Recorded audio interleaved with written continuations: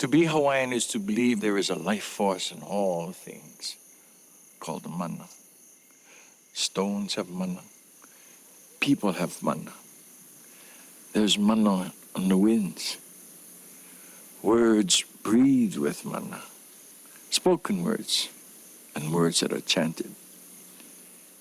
For the Western idea of history, myth, and legend, there is a single Hawaiian word, mo'olelo. In the mo'olelo of the Hawaiian people, mana cannot be made by mere humans.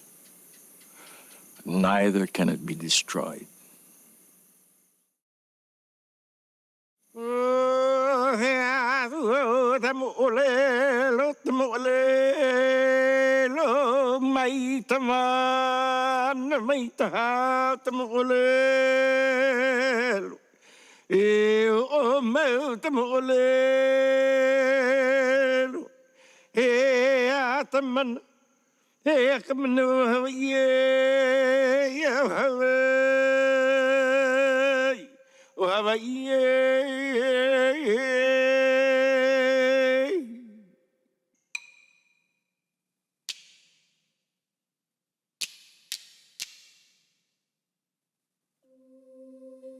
By most accounts, it was sometime after World War II that the native Hawaiian culture reached a new low ebb. American statehood was approaching. History books typically began with the arrival of Westerners, and life before Western contact was portrayed as simple and static. The native Hawaiian language was almost never spoken, and little of the cultural tradition was trusted to be authentic. It was often written that we who are Hawaiians, Kanaka Maoli, originated in the mist of time, and as unidentifiable people seemed to be disappearing, away, as if enshrouded by mist. The ancient stories which tell of the first settlers are genealogies, which were held in memory as chants of father, mother, and child.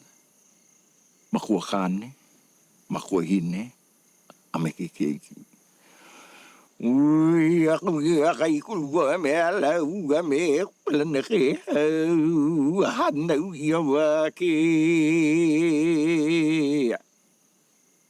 Kaikulua mea, and kupalana ke hau, beget Wakea. Wake is Kaifau, a god. He joins with Earth Mother to create offspring of flesh and blood. The human person probably existed first, the real person, and then in the whole process of transfiguration and they're becoming Aumakua, and then they achieve the status of gods, then they enter into the mainstream of mythological thought. We were taught these things at home, and it's part of your religious upbringing in Hawaiian.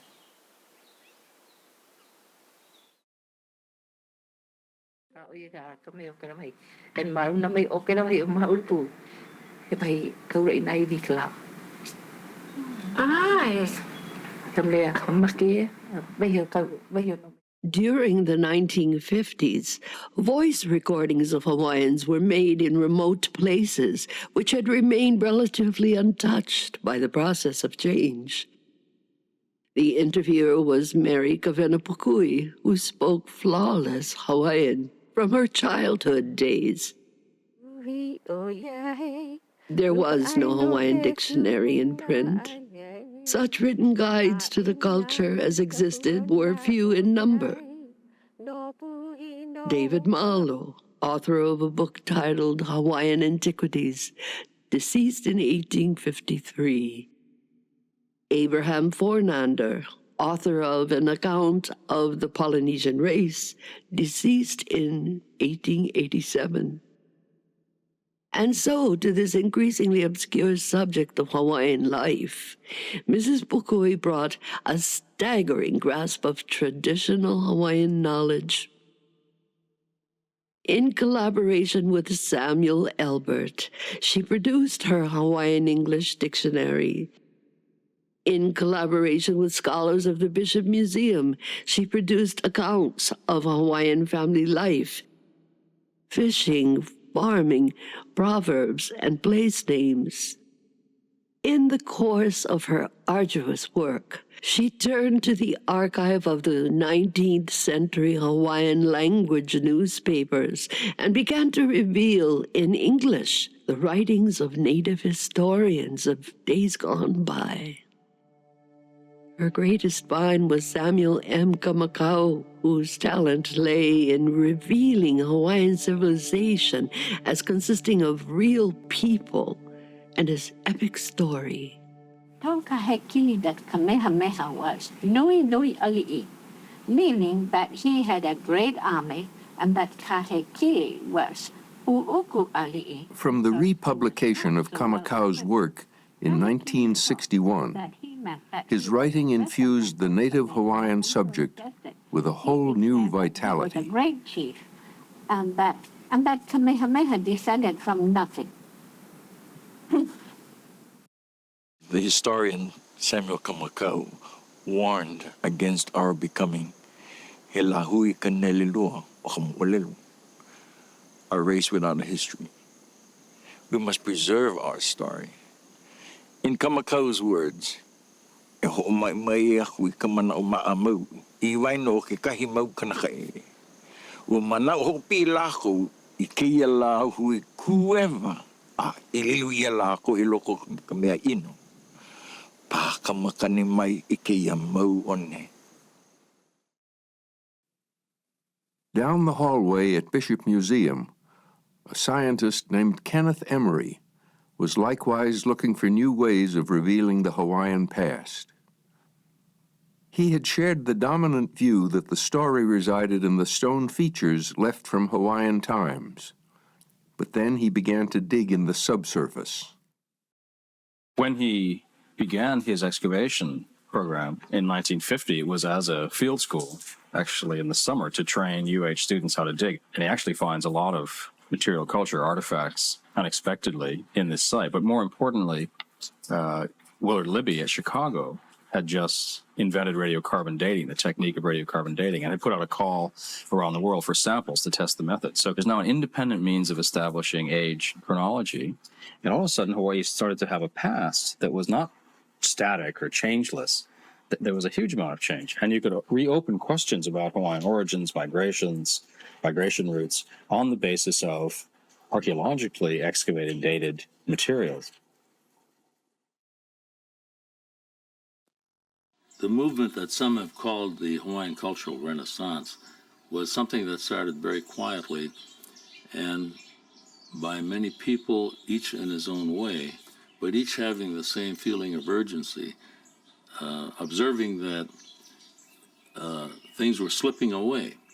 And unless someone reached out and grasped them, everything would be lost. So people with different interests, scholars, craftsmen, artists, dancers, would go for those things that they were most interested in. My interest was in the canoe. A scientific hypothesis of migration by drift voyage had been thoroughly popularized throughout the Western world. Writers downplayed the idea of purposeful voyaging and even dismissed it. The canoe which Herb Kāne designed became famous as Hokule'a. In retrospect, this vessel has had not only a cultural impact throughout the Pacific, but a scholarly impact as well. At the time that we began the Hokule'a project, there was the scientific debate going on worldwide between those who felt that the Polynesians had the capability of doing what their legends said they did in the way of exploration and settlement, and those who were skeptical. We have many legends that talk about two-way voyaging in an era that lasts for several hundred years. These have been proved again and again, repeatedly. So the skeptics have been silenced. When our first voyaging ancestors arrived is a subject of ongoing debate. There are Hawaiian scholars who think in terms of 100 generations, which would date the first settlement to around the Western calendar year 1 AD. For a time, archaeologists dated the first settlement similarly, but a recent revision of radiocarbon science has moved the arrival date to around 1000 AD.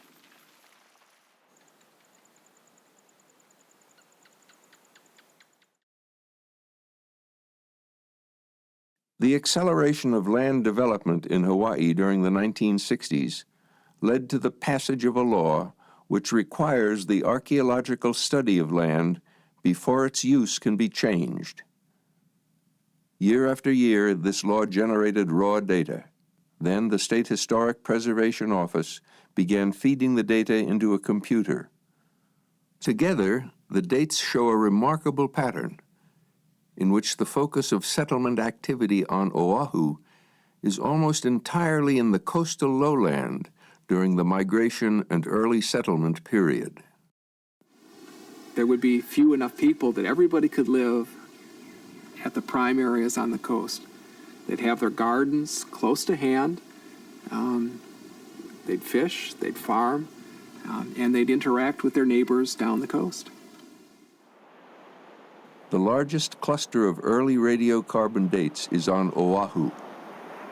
These dates would have pleased Kamakau because he wrote, "Oʻahu was the place where the first man was made." There the ancient ancestors lived, and from there they spread out over the whole group of islands, from Hawaii to Kauaʻi. So if you were a Polynesian voyager coming from the Marquesas or Tahiti, and you found these islands unoccupied, my guess is you would choose either Oʻahu or Kauaʻi. Those are the islands that would provide the best land for settlement, fresh water, best fishing, and so on. On Oahu's windward side is a great natural bay, Kaneohe. Old stories often speak of Kaneohe Bay for good reason. It provided settlers a wide reef for marine protein and a broad plain for farming. Rain falls abundantly from the cooling updraft of warm, moist air which blows in from the ocean.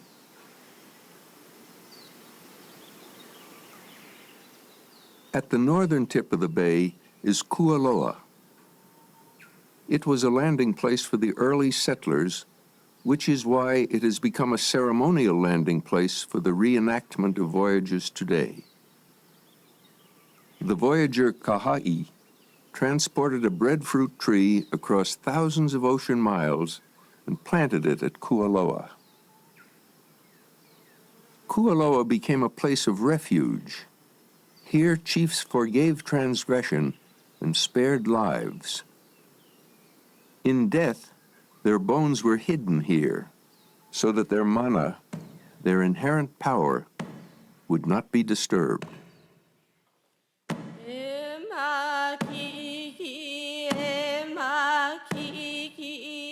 Both archaeological data and Hawaiian oral tradition suggest that during this early period, the establishment of small but thriving settlements was occurring simultaneously throughout the islands.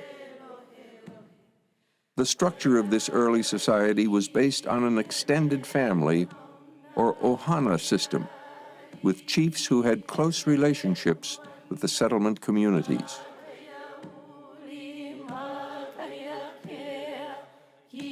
In this era of colonization, the survival skills of the fisherman and the farmer are all important. New generations are born and grow to adulthood. More dwellings come up. Households turn into compounds, and compounds into villages.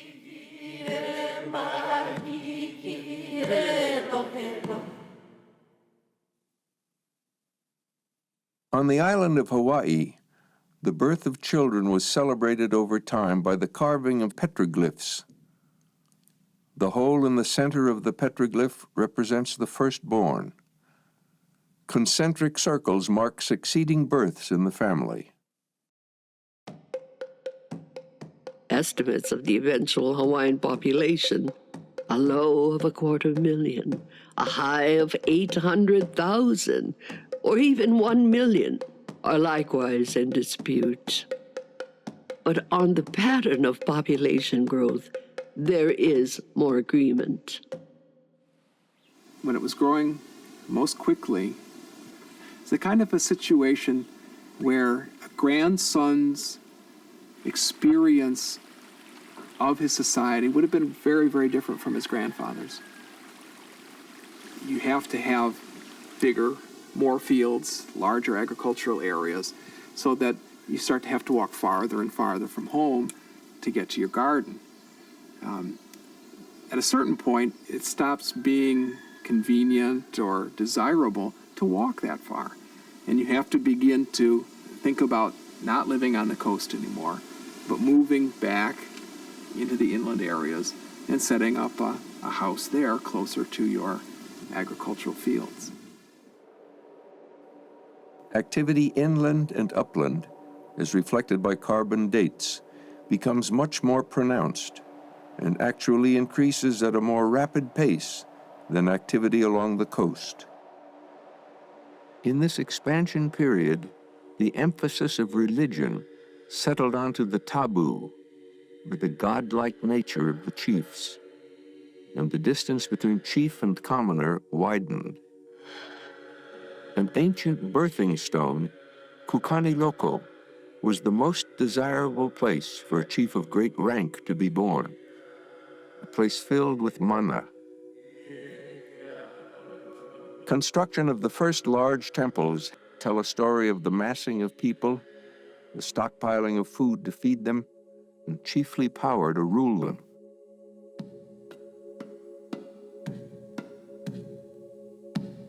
Successive ruling chiefs rebuilt and rededicated temples.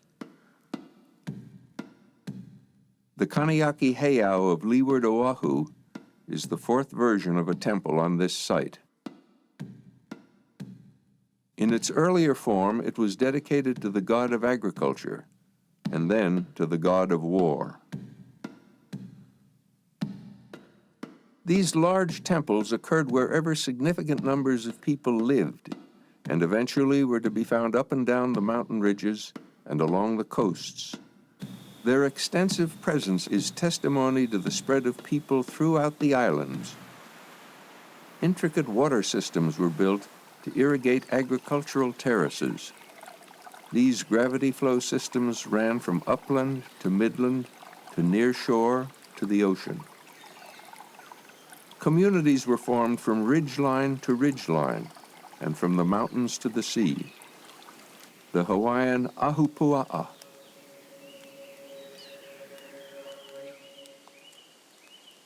In the evolution of this intricate settlement, the native farmer developed no fewer than 300 varieties of kalo.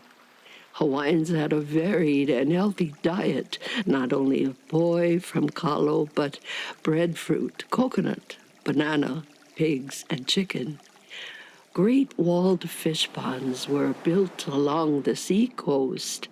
Kamakau remarked that a large pond required the labor of 10,000 men. When these coastal structures were inventoried in the 20th century, there were 62 on the island of Molokai alone.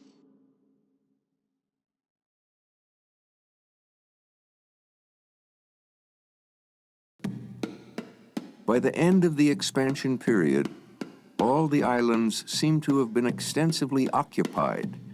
The population had spread out across the landscape, around the coastlines, and up the valleys. Ahupua'a were joined together to form districts. And it was the district chiefs who came to dominate the next major period of change, a period marked by increasing conflict. A priest from Tahiti named Pa'au brought in the idea of the all-powerful chief who ruled from above. And within a few generations, the island of Hawaii produced a leader who personified that idea. He was called Kalaunuiohua. And he organized all the district chiefs of Hawaii into a war party. As they were ready to sail, he encountered a strange gray-haired woman and asked her to prophesy what lies ahead. She gave a simple answer. May kay ka ho'omakaan na, inokapauan na. Good in the beginning, bad in the end. From his base on the island of Hawaii, Kalaunuiohua invaded the islands of Maui, Molokai, and then Oʻahu. He was captured on the shores of Kauaʻi, but he had briefly demonstrated the power of the fast-moving invader who strikes from the sea. The district chiefdoms continued on as the building blocks of political power, but a higher level of chiefly organization was in the making. The location of the district lines was encoded in chants, and young Hawaiian scholars mapped this information early in the 19th century. The districts were partly a function of geography. On the island of Kauaʻi, the heart of one district was the Wailua River, where a series of 7 temples announced the importance of the place, its gods, its chiefs and priests. On the south end of Kauaʻi, a second district was formed around the Waimea River. In times of war, the Waimea district and its allies typically were pitted against the Wailua district and its allies. When the island was united, the court of the Kauaʻi kingdom held forth in the cooler north during the summer, in the more protected south during winter.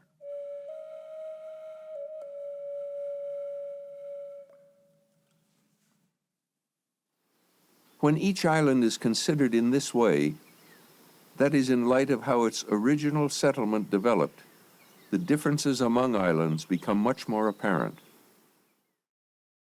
What we need to do is to see each place with its own peculiar set of historical factors and not homogenize all of the islands and label it Hawaiian history. I think there's an Oʻahu history. Kualoa divides the windward districts of Oʻahu, upper and lower, but it is not geography alone which determines boundaries. A total of 6 districts were formed on Oʻahu, which united and divided over and over, but the trend was toward unification. Late in the expansion period, a council of chiefs met on Oʻahu. They held the first recorded election, elevating a chief from the dry Ewa district to rule over most of the island. His name was Maili Kukahi. Maili Kukahi moved the seat of government to Waikiki, a place which, again, was known for its abundant water, broad plain, and surrounding reef which was rich in fish. In the story of the unification of Maui, the island is so visibly made up of distinct geographic parts. A great mountain in the east, a second mountain range in the west. Initially, there were 2 separate settlements in East Maui, 2 in West Maui. Then the districts of West Maui united, and the districts of East Maui united. Again, a chief came out of the dry leeward side, the Pi'ilani, and his goal was unification. A trail was built which went around the entire island. Piʻilani Highway. A great temple was built called Kahale Piʻilani.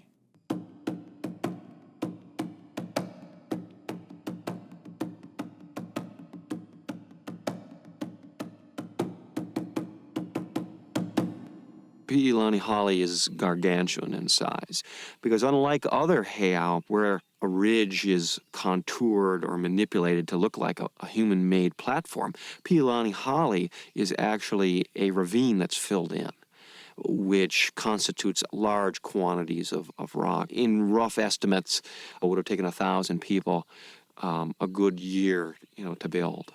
Probably 4 times larger than any other heiau in terms of sheer volume. The domain of Piʻilani incorporated the small surrounding islands, forming the first inter-island kingdom, Nahono a Piʻilani, the bays of Piʻilani.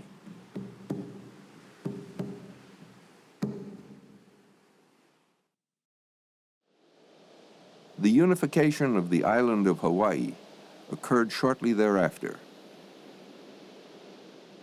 A line of rulers arose from Waipio, the royal center of the most color-rich valley on Hawaii Island. A high-born chief, Liloa, made love with a beautiful commoner woman he encountered in the countryside. Liloa gave her a royal pendant, which a young man returned to Liloa in his old age as confirmation of their royal blood relationship. This son was Umi, and through him, the 6 districts, the moku of the island of Hawaii, were, for the first time, united into a single kingdom. Now each of the 4 major islands was unified, 4 nations in the making, 4 complex, highly developed chiefdoms, each with a supreme chief, district or moku chief, and Kaneohe chiefs who directly oversaw the land. The antagonism among these 4 chiefdoms ran deep, but so did the connections among them. There's a pattern of competition between chiefly lines on different islands, outright warfare and aggressive conflict. There's also a pattern of intermarriage and integrating lines. But both of them have a goal of large territorial units. Both are political aspirations, if you will. The genealogies of their chiefs were intertwined. They traced their ancestors to Sky Father, Wakea, and Earth Mother, Papa. They were united by marriages and offspring. They shared gods and religious practices. They shared culture, performance, and art.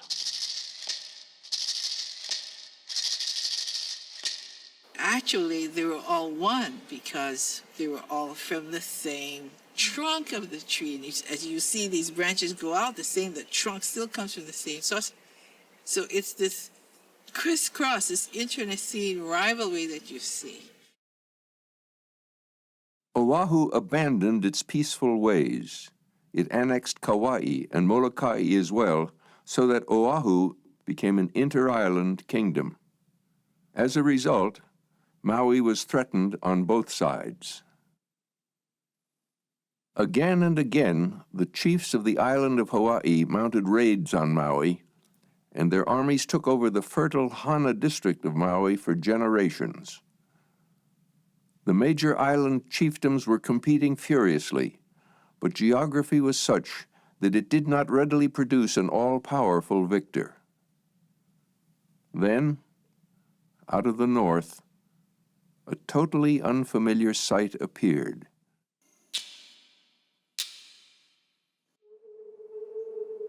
The British explorer James Cook was surely not the Hawaiians' first contact with the outside world, but Cook's marine chronometer, the trusty clock as he called it, enabled him to precisely calculate longitude, which was his distance from the clock which ticked in Greenwich, England. And from this he could accurately chart a position for those who would follow him. It was 1778. Cook landed at the bay formed by the Waimea River on Kauaʻi.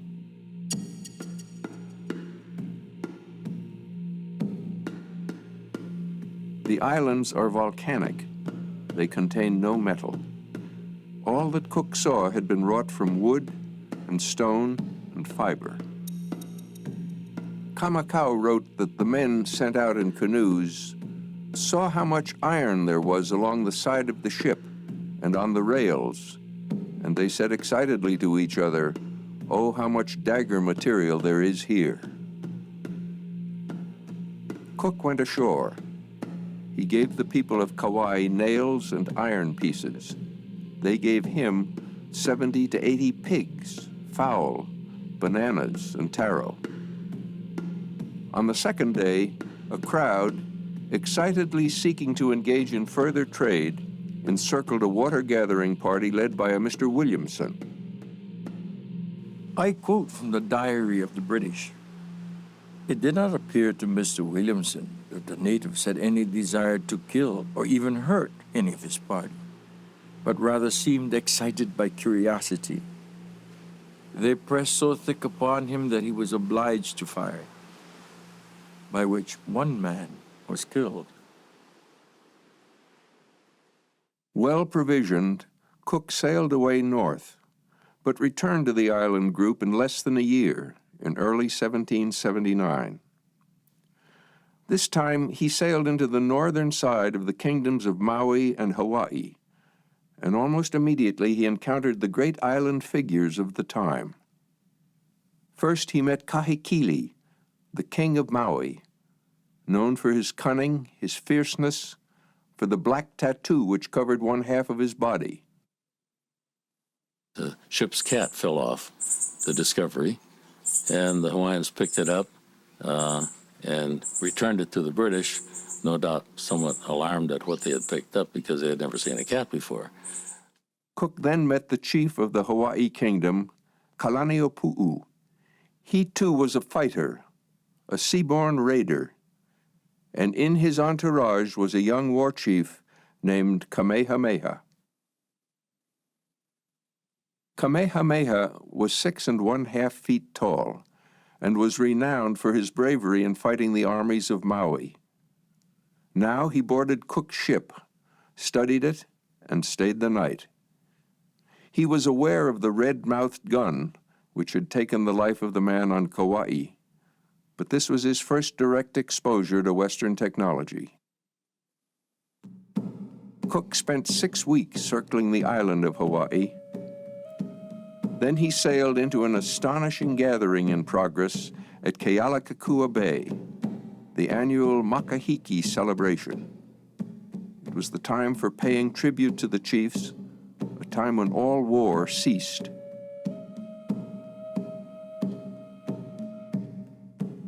Cook's diary suggests how many people there were and how well they were doing.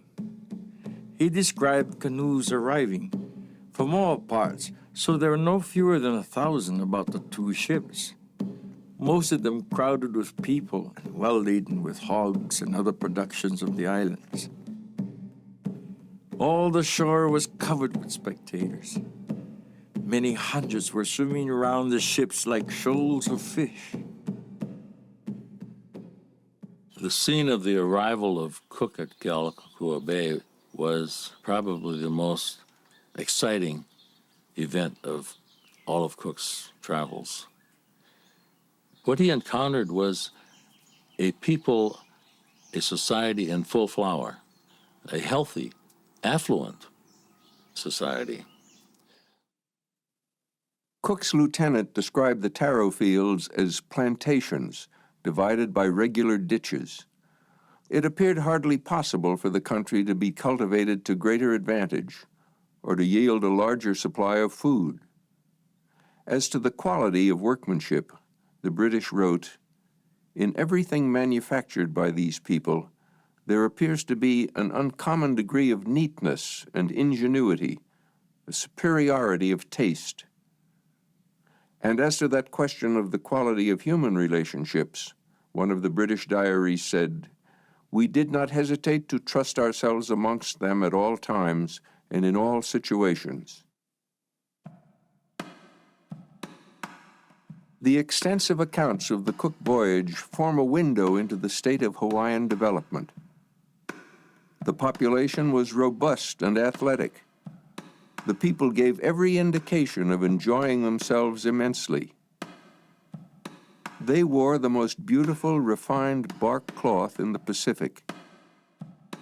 Their chiefs were adorned with feathered capes, which the Hawaiians greatly valued and their visitors coveted. The Makahiki, or festival season, which Cook observed, reflected this abundance, which allowed everyone to stop their normal labors for weeks on end. Their dwellings were handsomely built and well suited to the environment. They possessed an inventory of thousands of canoes, many of them large double-hulled canoes joined by platforms. We had created a world unto ourselves. Cook stayed for over a month, finally set sail, then broke a mast, which forced him to return. But the Makahiki season was over. Relationships were fraying. A longboat was stolen from his ship. As he had done elsewhere on his voyages, Cook decided to take a hostage. He attempted to take Kalaniʻopuʻu, the highest chief. Cook was threatened with a piece of metal mounted on a pole. He fired, expecting to frighten the Hawaiians away. But to his surprise, the Hawaiians stood their ground in the face of the red-mouthed guns. Cook fell. The British killed and burned in retaliation until an uneasy and sad truce was struck, and the Hawaiians and British parted ways, knowing they would meet again.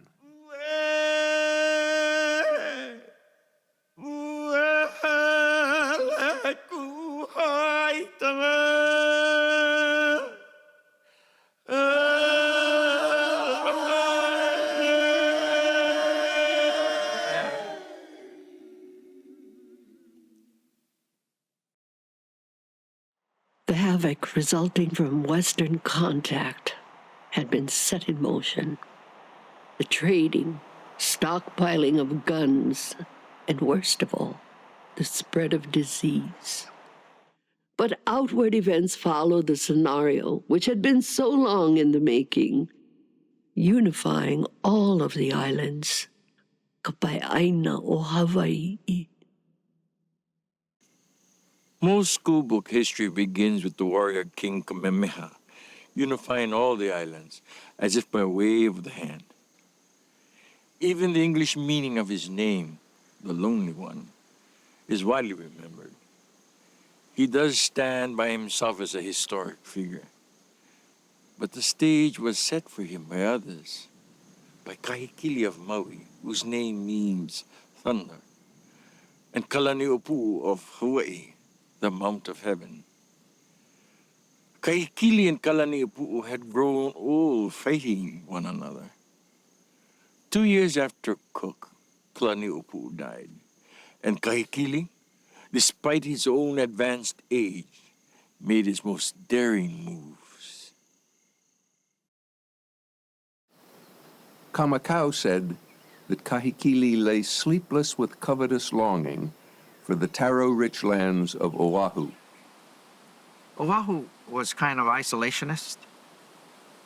It was sort of content with its own wealth and peace, that it really didn't bother others. So when Kahekili came, it was obviously an expansionist policy on his part. Kahekili made Oʻahu weak, and then he invaded, and he took over Molokaʻi and Kauaʻi as well. By 1783, Kahekili ruled from the cliffs of Polihale on Kauaʻi to the far shore of Hana on Maui. Kahekili was this sort of single-minded conqueror. And I sometimes think it was only an accident of history that he failed to be the first one to unify all the islands. Or maybe an act of destiny. As the fortunes of the Maui kingdom rose, the giant Hawaiʻi island again became divided. A son of the deceased Kalaniʻōpuʻu, Kivala'o, took his bones to the city of refuge, the Puʻuhonua o Honaunau. Chiefs of Hawaiʻi Island gathered, and tension set in over redividing the land among them. Kamehameha was not the heir to the kingdom, but he was keeper of the war god Ku, and he became a rallying point for those chiefs who felt they were treated unfairly. Fighting broke out. Kivala'o, wearing his brilliant feather cloak, was killed in battle. Thereafter, Kamehameha ruled the northern part of the island of Hawaiʻi, and Kahekili ruled an empire. The next British explorer to arrive was George Vancouver. He tried to persuade the chiefs to live peacefully and encourage them to be good trading partners.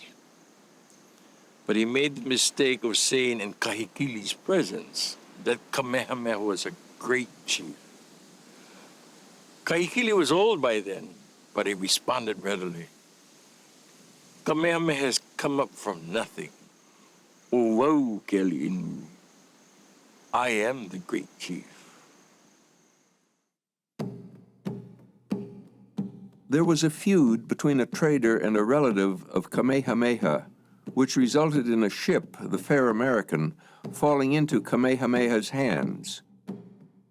With the ship came an arsenal of cannon, muskets, and powder, and two men who knew how to use them, John Young and Isaac Davis. One cannon was even given a name, Lopaka. Kamehameha, who as a young chief had so readily boarded Cook's ship, was by now the most eager employer of Western technology, as well as being a great warrior in the traditional sense. He had been a part of Kalaniʻōpuʻu's many failed raids on Maui's backcountry, but now he struck directly at the military and political center of Maui, at Wailuku. Kamakau said, had they fought face to face and hand to hand, as the custom was, they would have been equally matched. But on the orders of Kamehameha, John Young brought up the cannon called Lopaka. And in Kamakau's words, there was great slaughter. Iao Stream ran with blood, and the valley of steep cliffs, where the bones of ancient chiefs were hidden, now belonged to the island of Hawaii. Kamehameha sent a message to Kahekili, who was then living on Oʻahu. He says, Kahekili, I have to meet you on the battlefield. Kahekili says, oh, you wait until the black tapa covers me. Meaning, wait until I die, then you can come.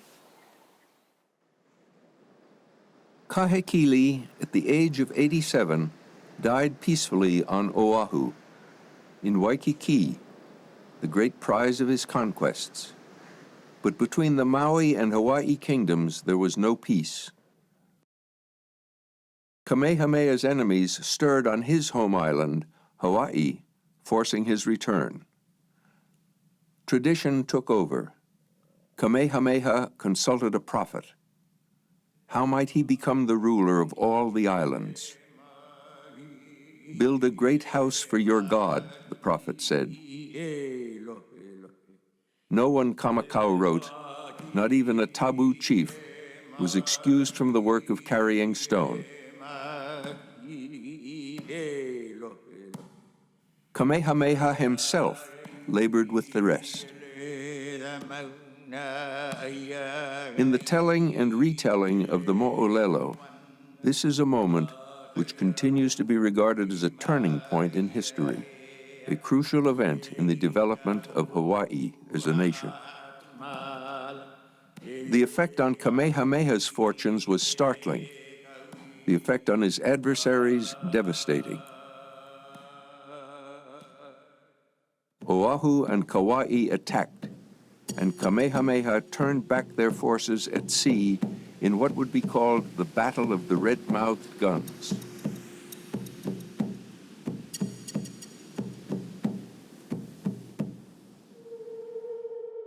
The prophecy played out. The remaining son of Kalaniʻōpuʻu, Keoua, surrendered to the superior power of Kamehameha and was killed and sacrificed at Puʻukohola, the temple of the war god Ku. Hawaii Island was once again one kingdom. It was armed, it had a fleet, it had enormous kalo fields to supply it. Kamehameha organized an army of 16,000 men to invade Oʻahu. They were opposed by a lesser army, about 9,000, led by the son of Kahekili. There was bloody fighting above Honolulu. From there, the battle moved upland through Nu'uanu Valley, and then to the Great Cliff. Many thousands died. Kamehameha's own casualties were enormous. But when he had carried the day, he showed mercy and intervened to stop the bloodshed. It must have been devastating because of the number of people who were involved on his side and on the Oahu side. Tens of thousands of soldiers. And when one talks about that kind of numbers, one really has to multiply that because the wives, right, took part in the fighting, families took part. Large numbers of people were involved in the fighting and in the dying and in the maiming and the injuring and so forth. I mean, we'll never know what the costs of that conflict was, but it must have been devastating. And yet, he's celebrated for that.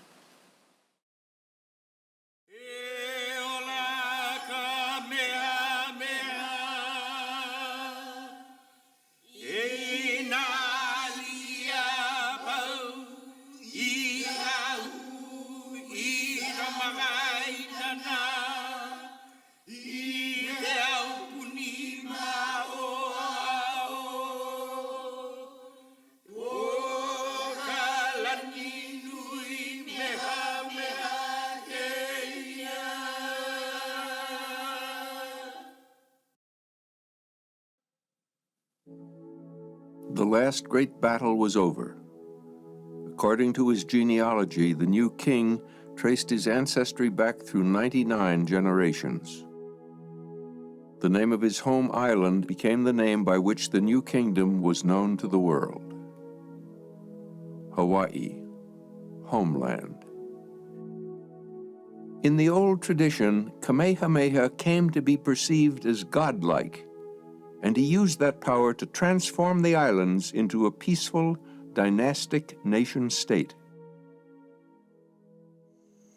His law of the splintered paddle, Mamalahoa Kanawai, provided that all could travel in safety. If anyone was hungry, they're to be fed. It was his way of proclaiming the rights of people to security and freedom. It was the end of uncertainty among contending chiefs, the end of war. If you look at Kamehameha as a conqueror, all you see are people dying at one conquest and another conquest and all this fighting. But if you look at the times in which he lived and the decisions he made, he is dealing with this other people coming. Actually, what he's saying is we gotta stop fighting, folks, because we have to deal with this. We can't lose one another in the shuffle. Kamehameha continued to pressure Kauaʻi by peaceful means. And finally, the king of Kauaʻi, Kaumu, decided he could no longer evade the invitations to appear on Oʻahu. He met Kamehameha on board ship in Honolulu Harbor. What is it to be, he asked. Face up, Kaluiluna, or face down, Kaluilalu? Was he to live? Kamehameha demanded neither life nor land, but allegiance. Kaumu declared his loyalty, and all the kingdoms became one. Kamehameha installed his allies as governors of the previously competing kingdoms, and then he withdrew to his ancestral island, Hawaiʻi. Kamehameha maintained the kapu. He worshipped the ancient gods, and he was forever the warrior king, the embodiment of the ancient system, thrust suddenly into the Western era. While he sat for his famous portrait by the artist Chorus, he inquired about the latest doings on Kauaʻi. What was he to make of the fact that an agent of Russia had formed an alliance with Kaumu? What of the Russian fort, which sat by Kaumu house, just above where Cook had first landed? Kamehameha sent the Russians on their way, and from a distance he directed the construction of his own fort at Honolulu. It was designed not only to protect the kingdom's most active harbor, but also its sovereignty. The Hawaiians not only established themselves as a nation, but were recognized throughout the earth as a member of the family of nations. This during a century when Pacific Islands were routinely being overwhelmed by European colonialism. The hot, dry Honolulu took on real importance. The reason was its natural harbor, which accommodated the deeper draft of the Westerners' ships. Propelled by the Pacific fur trade, the sandalwood trade, and finally by whaling, the nation-states of Britain, France, and America descended, paying their respects, cajoling, but all the time maneuvering for position in the North Pacific. In the early contacts between Hawaiians and the Western powers, foreign aggressors were held in check by the hundreds of thousands of Hawaiian warriors, their training, and their armaments. But epidemic by epidemic, diseases to which Hawaiians in their isolation had no immunity ravaged the people, and then the power of the nation. The population fell by half, then half again, eventually to 1/10 of its original size. The Kingdom of Hawaii was taken over by British soldiers in 1843 for 5 months, and French soldiers sacked the fort in 1849. But despite such pressures, the Hawaiian nation endured for nearly 100 years. In the course of this time, the fort was sundered to build commercial piers. In 1893, the Hawaiian nation was sundered, not by European colonialists, but by the expansion of that new young country, the United States of America, into the Pacific. New wars came of unimagined magnitude and horror, and it seemed as if the great story of the Hawaiians had been forgotten. But the culture of the Hawaiians persisted with tenacity and spirit, and as it turns out, the Hawaiians not only have survived as an identifiable people, but so has the idea of a sovereign Hawaiian nation.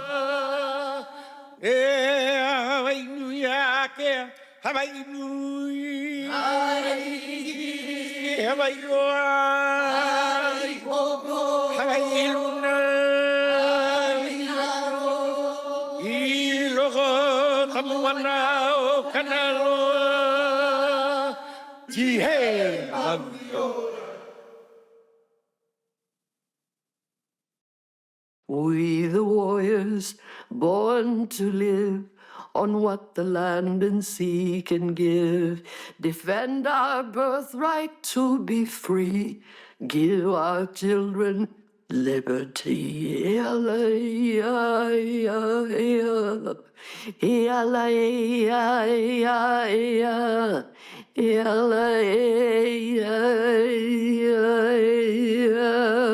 Cool.